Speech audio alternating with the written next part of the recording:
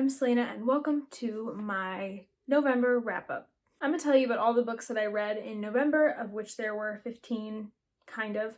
But before that, I'm just going to mention a quick thing with my filming schedule. I'm going to be posting more videos in December because I have a lot of videos I want to get out before the end of the year.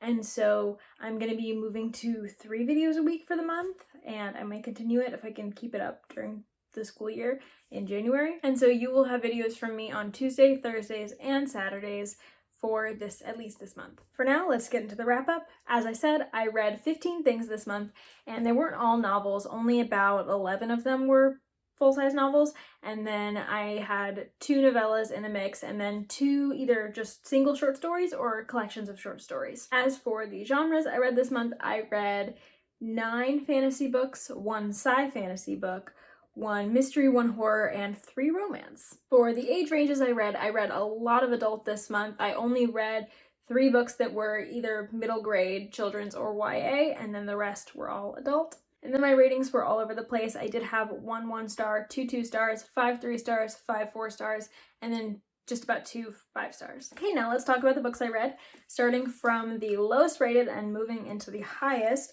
The lowest rated book that I read this month, my 1 star, was The Buried Giant by Kazuo Ishiguro. So I hated this book. I found it just absolutely impossible to connect to in any sense, pretty much. Let me attempt to describe what it is about, because it's not really about anything. I mean, it is, but it's not about anything fun. I would say that this book is a literary fantasy about this couple that lives in roughly slightly post-Arthurian England, like Anglo-Saxon England times. I'm not sure. I took a whole class on this time period and I can't tell you dates or really the name of the period at all. Mist plagues the land to where the people living in the land of England can't remember a good bit of their past, and so we have this couple living together who love each other but also don't have a lot of their memories, and they decide to go and try and seek out their son who lives in another town. And so this is about their journey as well as some other people's journeys, and I really can't say more than that. This is Arthurian inspired in a lot of ways, but like it's much more inspired by the real historical time and the epics that have to do with Arthur. So like Sir Gawain and the Green Knight, things like that. It feels a lot more like closer to that than it feels closer to like Merlin. Like it's more on the spectrum of Sir Gawain and the Green Knight than Merlin, if you know what I'm saying. And I hated this book. I was so bored.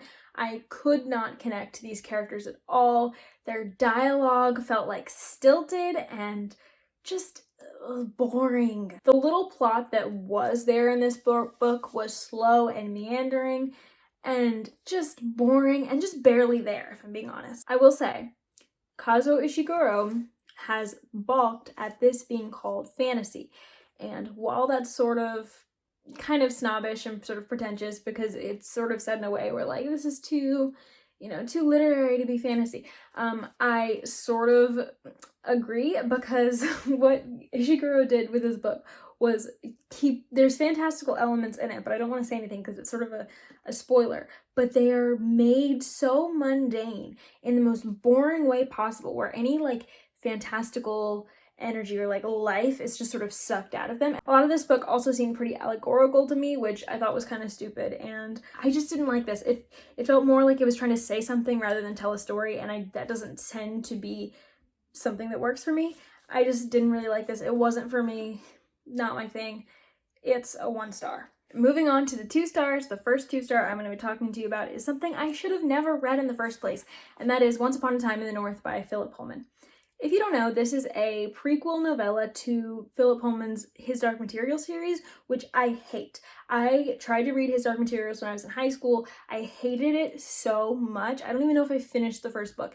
It would also have gotten a 2 or 1 star if I were rating books back then. I hated His Dark Materials. So I know what you're thinking. Selena, if you hate His Dark Materials that much, why'd you pick up this prequel? Well, I tell you, I had to, because it was in my fantasy class curriculum. It was The Buried Giant was also in that curriculum, by the way. Why this was chosen for that class, I have no idea, because this is literally a prequel novella to a very popular fantasy series following 2 fan favorite characters, I guess, and how they meet. and I just could not have cared less.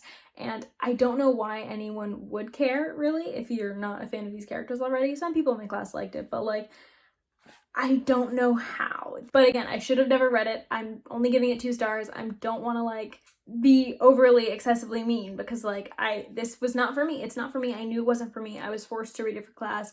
I would never have picked this up or spent money on it on my own volition. So if you like his dark materials, this is probably great for you. It just was not great for me because I'm not a fan. And then my final 2 star is a book that I don't necessarily think is a bad book. It's just not for me. And that book is Unmarriageable by Sonia Kamal. I also read this for a class. It's a Pride and Prejudice retelling set in Pakistan. We basically follow this girl named Alice Binat as her mother wants to marry her off, and she navigates her society and meets this fella named Darcy, who she does not hit it off with right away. They don't like each other immediately, but it's the Pride and Prejudice story, so you know where I'm going with this. I don't need to explain too much more. And like I said, this is just not for me. It's not a bad book. It didn't really work for me. The writing style was kind of dense and hard to keep my focus on, and it's not what I was expecting. I was expecting more of like a contemporary romance. It's more easy to get into and easy to follow, and that's not really what I got. While it had nice moments and it had a nice critique of colonialism at its core, I do think that the main character Alice got lost a little bit in all of that and in all the other like super caricatured characters. This book, like Pride and Prejudice, has a lot of characters who are really kind of insufferable, and they have a lot of flaws, and they're kind of the most extra versions of themselves. And then you have Elizabeth. In Pride and Prejudice, Elizabeth is such a well fleshed out character who we are very close in the head of. We know Elizabeth really well, and I just didn't feel that way about Alice. I felt like the rest of her family and her circle was too distracting, too boisterous, taking too much time away from Alice, and so I just didn't feel connected to her at all. I felt like this was a book about everyone else instead of about Alice. By the end, I realized I didn't know who Alice was, and Elizabeth's character is one of my favorite things about Pride and Prejudice, and that was one of the things that I felt was most severely lacking in this novel. It wasn't for me, but I do know a lot of people who really like this, so if it sounds interesting, give it a go. Getting into my 3 stars, I'm going to mention really quickly the short story I read. It's called Sinners, Saints, Dragons, and Haints in the City Beneath the Still Waters by N.K. Jemisin. It is a very long title, and I like the story. It was a fantastical take on looking at the devastation a hurricane can cause and who gets help and who doesn't, and it adds sort of fantastical elements in that, and I liked it. I thought it was good. It was interesting. I don't have that much else to say about it because, you know, it was just a short story. I don't love short stories. This one was a really good one though. I do recommend it if you are a short story fan or an N.K. Jemisin fan, and I definitely want to check out more of N.K. Jemisin's work, like her novels, and this was a good taste into her writing. Moving on, I just want to mention a 3-star and a 3.5 star, I think, that I've already talked about in a different video, and they're both classics, and they are Haroun and the Sea of Stories. This was the 3-star, and The Adventures of Sherlock Holmes. I talked about both of these books in my classics wrap-up, and so I highly recommend you go check that out if you want to hear my thoughts on them. And then my final 3.5 star is Cemetery Boys by Aidan Thomas. So this is a YA that just came out a couple months ago. It is about a brujo named Yadriel who is struggling to find acceptance within the brujo community, the brujex community, because he is trans, and the brujex are a sort of group of Latinx people with the power over life and death, and there's a gendered element to the way their powers are done, and because Yadriel does not fit into what they think he should do, they refuse to recognize him as a brujo. And so in order to prove himself, Yadriel goes to basically take matters into his own hands, and he runs into a ghost who seems to speak to something a lot darker going on within their community. And so that's all I want to say. I really liked the powers that they had over life and death and how the community works, and learning about Dia de los Muertos and just the culture around that and culture around their powers. I really enjoyed that. element of it. I enjoyed the main characters. I liked Yadriel and I liked his love interest. This is sort of a paranormal romance. I like the love interest. I just never really saw them as a couple. For me, it wasn't like there for me, and so I never really got on board with the romance that does take up a good bit of this plot. And then it did happen really, really fast, and sometimes I can overlook that and handle that, but in a lot of cases that just takes me out of the story and pulls me out of it, and this one, it definitely pulled me out of it. I also called all the stops for the plot, which is fine. I don't know if that necessarily makes it predictable, but like I just did. I really think the point of the story is not necessarily to shock you with the plot. It's more to explore life with Yadriel and watch him have this romance and just to watch things get better for him. And I really think that it succeeded in doing that. I highly recommend it. It's a good book. It's a really good book. Getting into my 4 stars, the first one I'm just going to mention really quickly is The Two Towers. I talked about this also in my classics wrap up. I will leave it in the I don't know where it is, but it's up there somewhere. The classics wrap up will be there. You can see me talk about this book in that. The next book that I gave 4 stars is Vicious by V.E. Schwab. And this is a story that you probably know about because it's really hyped, it's really popular on BookTube. This is a story about 2 college roommates and best friends who basically research and eventually discover how to create an extraordinary, or a human with superpowers, basically. We see flashbacks to that point in their lives when they're figuring this out and getting the powers, and then we also see them in the present day where Victor has just gotten out of jail and Eli is killing any extraordinary he can find. And so this is a book that deals with a lot of morally gray characters. We deal with a lot of themes of humanity and who we are at our core, what having absolute power would do to humans. Very interesting premise, and this book has sadly confirmed to me that Schwab's books are just not for me. I know I gave it 4 stars, and it seems like this worked for me, but it did, and it also didn't. It left me wanting more from this book. Like I felt like it didn't hit its full potential, basically. For me, at least. There's a whole world of people who disagree with me, but basically this book to me felt like a lot of build up for the final 50 pages or something, and I never really like it when books are doing that. I like for a plot to carry us through to the end and not just for books to go along, chugging along until the end. I do think this was a pretty fast-paced book, but it just felt like it didn't have a lot of substance plot-wise. I think the flashbacks distracted from the present day so much that you can forget that we are doing literally nothing for a long time in the present day, and that was not ideal for me. And then when the end came, it was really quick, and so this execution of this plot was just not for me, and I find that this is a pattern with Schwab. Like, was it just me, or was A Darker Shade of Magic the same way? Like, A Darker Shade of Magic felt like a lot of build up until the end, and if you really look, like if you really look at one perspective and stop shifting all the time, you realize you're doing nothing in each one. And that's kind of how I felt with this one, and I don't like that style of plot. Maybe she's gotten better and doesn't write that style of plot so much anymore, but the ones I've read have mostly had that plot. I still think this is a good book, and I gave it 4 stars. I enjoyed it. I flew through it, but it's not something that's going to stick with me, and it's not something that's ever going to make my favorites list. And then my final 4 star that is not a 4.5 star was Rage of Dragons by Evan Winter.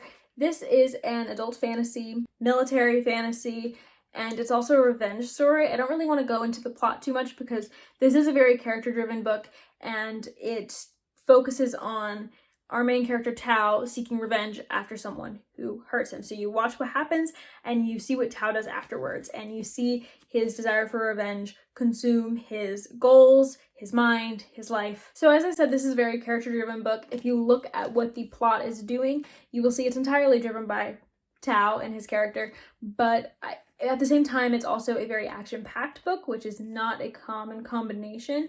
And so I think that this is a really good pick for someone who really likes to follow characters and be attached to them, but also really likes something more going on than just hanging out with characters.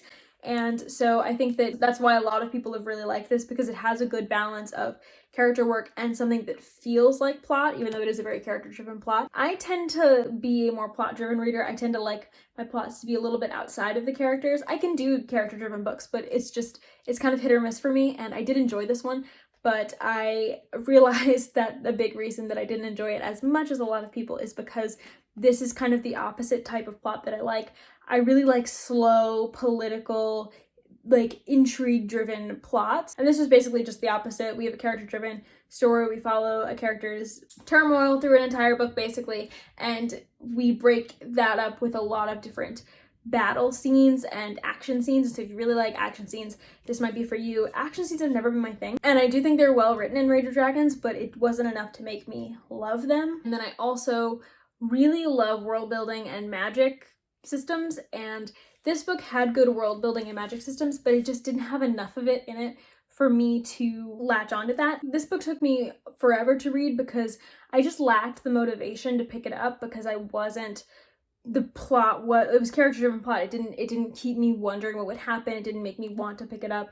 And so it took me a long time to finish it out, but every time I picked it up, I did really enjoy it. I did enjoy the world, and just I did think the ending was really good. So I'm probably going to continue with Fires of Vengeance, because I've heard that that book is a lot more my speed. So yeah, I do want to continue with the series, and I did think that this was a really good fantasy book, and I do recommend it if it sounds like your thing. It just wasn't entirely mine, and that's okay. Getting into my 2 4.5 stars though, the first one of those is The Lady's Guide to Celestial Mechanics, and this is a romance book that I actually really enjoyed. If you've seen my reading taste in a couple of other videos, you know that romance isn't really my thing, but like this super was. This is a sapphic historical romance, Regency romance. We're in the Regency period, and we basically are following this girl named Lucy Mukelny. Lucy has ambitions to be an astronomer, and she has been working with her astronomer dad for many years before he passed away. And basically she takes up his correspondences and stuff, and so she talks to this widow named Lady Catherine St. Day, who is, you know, pretty recently widowed, and her husband was really big into the astronomy scene, and he didn't finish a translation, I think. I don't know. How Lucy got there was very, I'm forgetting some things, but basically Lucy goes to convince Catherine to let her finish the translation, and Catherine allows it, and romance ensues. Okay, so let's talk about what I loved. I loved the characters. I thought they were so fleshed out. I thought they were so well written. I cared about both of them as soon as I met them. I love Lucy and Catherine. I loved seeing sapphic women in a historical setting, especially Regency, because I'm really interested in the Regency period. I love reading Jane Austen, and it was just nice seeing how they formed community and thought through their identities and thought through their love for each other, and I really like that element of it. And I related to a lot of it. There was a lot of stuff in here that I was like, it was like looking in a mirror with some of these characters, like Catherine, some of the things that she had gone through to like figure herself out. I was like feeling it. I was like, yeah, you get it, Catherine, you get it. What else was good? Consent. The consent in this book was bomb. It was so good. It was so clear. The discussions that were had about relationships and sex and like consent and not consent and things like that were just so good. The romance was adorable. I thought the two characters worked really well together, and I loved how they both were focusing on their own careers and their own ambitions, and they both were really supportive of each other's careers and ambitions. I really like that aspect of this. I really enjoyed this book, and if you're interested in a historical romance book that doesn't have a ton of graphic sex scenes and isn't so much of a historical romp, it deals with a lot of tough subjects, but in a fun way with a really nice romance at the center, then this might be the book for you, and you should pick it up. I highly recommend it. It's a great book, and the author's a great person. And then my final 4.5 star was Dawnshard by Brandon Sanderson. So this is a novella that takes place in between Oathbringer and the new book Rhythm of War. This is not a novella, technically. It's actually technically a short novel. And in Dawnshard, we follow two characters who I don't really want to say their names, because I don't want to, if you haven't started the series, like spoil who survives long enough to be in the Dawnshard novella. But basically they are two side characters who I don't believe we had gotten perspective. Well, we see one in several interludes, and then we see one in the background of other people's perspectives. So basically people who hadn't been at the forefront of the 3 Stormlight books got this novella, and in it they were on a ship setting sail to find this mythic island, and I can't say more. What I can say though is that this was short, well, short for Sanderson. It was fun. I thought it was excellently plotted. I thought that Dawnshard definitely had more plot than Edgedancer, which is the first novella he did for the Stormlight world. It definitely had more plot, and it was done in a way that was really fun and easy to get sucked into, and it also had a lot more Cosmere tie-ins that kind of connected Stormlight even more to the Cosmere than it already was, and is sort of, the Cosmere is creeping in more and more with his books, and you can definitely see that with Dawnshard. The characters we follow through Dawnshard are all really fleshed out. They're really well written, and a lot of these people I had sometimes read from the perspective of, but I hadn't cared that much about them, or I hadn't felt like I knew them that well. I was on board with all of them. I really, really liked all of them. I thought their personalities were great. I liked seeing the interactions together. I haven't finished Rhythm of War yet, but I would say that you do not have to read this for Rhythm of War, from what I know, but it helps. And then I would still say that it is worth the read, even though you may not really need it for Rhythm of War. And then getting into my 5 stars, of which I had 2. The first one I'm going to talk about is Into the Drowning Deep by Mira Grant. So this is a horror, suspense, dark fantasy sort of novel that follows a group of scientists that go out on a boat, and they basically go out to the Mariana Trench to follow a lead to find mermaids. And they find them, and they're pretty killer. To me, this was pretty reminiscent of Jurassic Park, the movie, not the book. I haven't read the book yet, but even though I really want to. It follows a lot of experts in one field who sometimes let their hubris or their excitement get the better of them, even when there's like a really imminent danger. Really extreme environment with really extremely dangerous creatures who really like can't coexist with humans in the same place or time. Not well, at least, because the humans wouldn't fare well at all against killer mermaids. Even the plot progression and the themes of like hubris and just everything felt very Jurassic Park to me, but that isn't a bad thing. It made me love it more. One thing that I actually really liked about this, maybe even better than the movie Jurassic Park, I don't know what the book is like when it comes to this, but characters in the movie Jurassic Park, the characters are sort of like, they're good and I love them, but they also, a lot of them, it's very clear where the motivations are, where they stand about the dinosaurs is really clear, where with this one, everyone has multiple motivations for being here, lots of levels, lots of complexity, and you just get to know them really extremely well, their backstory, how they got here, why they're here, why they dedicate their life to this, why they want to be here, and their feelings on mermaids, and sometimes they have contradictory feelings at times, and so that felt very human to me, it felt very real. We introduce the characters very slowly, sort of one by one, and it makes the beginning of this book feel a little slow, but it pays off big time because when the thriller, suspense, horror elements start happening, you care about these characters and you know them so well that you're just on the edge of your seat hoping they will be okay. I cared about these characters so much. For those who've read it, Olivia was my favorite. I love Olivia's, oh my goodness. There's lots of like different representations of different types of people in this book. We had a sapphic couple, a sapphic romance blooming. We had an autistic main character. We had a couple of characters who were deaf and used sign language. It was an interesting collection of people who were very, very different and had different fields and different feelings, but we're all there for a united purpose, and they all do have some things in common about how they think about this. The plot, I guess, was never extremely quick because we would get into thriller elements and then we'd have like a little break, but even the breaks were very suspenseful, and that made this book very fast. I felt like I was never not on the edge of my seat with this book, even when we were doing sort of an exposition thing, or we were in a more sciencey moment rather than a more horror moment. This was brutal and bloody at times, definitely trigger warnings for like brutal violence, gore, body horror, something like that. When I first read the ending, I definitely didn't love it. The ending I had no complaints until the ending, and it's grown on me since I've sat on it for a little bit. And the reason it grew on me is because the ending really leans into dark fantasy elements, and if you get it out of your head that this has to be a horror with science fiction elements and that it can have dark fantasy sort of elements thrown in, then I think once I readjusted my expectations for that, it became a lot easier to accept. But yeah, I loved this. I was pleasantly surprised because I have not read a Mira Grant or like Seanan McGuire book this good since Down Among the Sticks and Bones, and I haven't read any of her other like horror stuff as Mira Grant, and so maybe I should read more Mira Grant stuff. And then finally, my favorite thing of the month, my final 5-star, even though this and Into the Drowning Deep are really, really close, it's just that Into the Drowning Deep did have that sort of flaw at the end. One of my favorites this month was House in the Cerulean Sea by TJ Klune. This was such a sweet story. It's one of my new favorites. Both this and Into the Drowning Deep are new favorites for me. This is such a sweet and cute story about a magical social worker who goes to check on a home for very, very magical children who have been deemed sort of dangerous. And so this caseworker has to go check that out and check out the home. And it is just so sweet.